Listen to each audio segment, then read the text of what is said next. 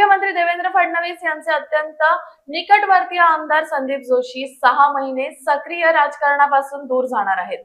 News भारतशी बोलताना त्यांनी याला दुजोरा दिला।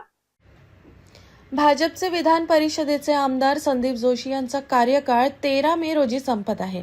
कार्यकाळ संपल्यानंतर संदीप जोशी हे 6 महिन्यांसाठी सक्रिय राजकारणापासून दूर जाणार आहेत। न्यूज भारतने याबाबत संदीप जोशी यांच्याशी संपर्क साधल्यानंतर त्यांनी 6 महिन्यांसाठी विश्रांती घेणार असल्याचे सांगितले। संदीप जोशी हे यापूर्वी नागपूरचे महापौर होते। कोविड महासाथीच्या काळात त्यांनी नागपुरात भरीव काम केलं। IAS अधिकारी आणि तत्कालीन नागपूर मनपा आयुक्त तुकाराम मुंढे यांच्या सोबतही संदीप जोशी महापौर असतानाच्या काळात कलगीतुरा रंगला होता। त्यानंतर संदीप जोशी यांच्या वाहनावर नागपुरात गोळीबार देखील झाला। आजपर्यंत नागपूर पोलिसांना गोळीबार करणारे आरोपी गवसले नाही, हे विशेष। पदवीधर मतदारसंघाची निवडणूकही संदीप जोशी यांनी लढवली, मात्र त्यात त्यांना यश आलं नाही।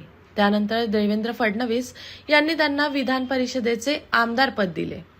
अलीकडेच झालेल्या नागपूर महापालिकेच्या निवडणुकीतही आमदार संदीप जोशी नाराज झाले होते।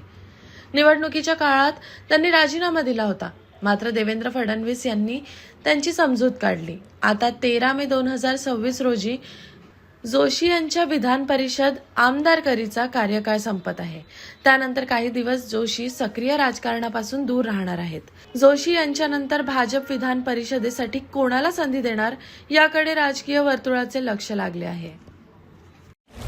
लोक बघतात हा चेहरा असा, तेव्हा डलनेस दिसला तर ग्लो अँड लवली ह्याचे 10 mg व्हिटॅमिन सिरम त्वचेच्या आतून नवीन सेल्स उभारते। चेहरा बनतो उजळ नव्यासारखा। Glow and lovely glow up.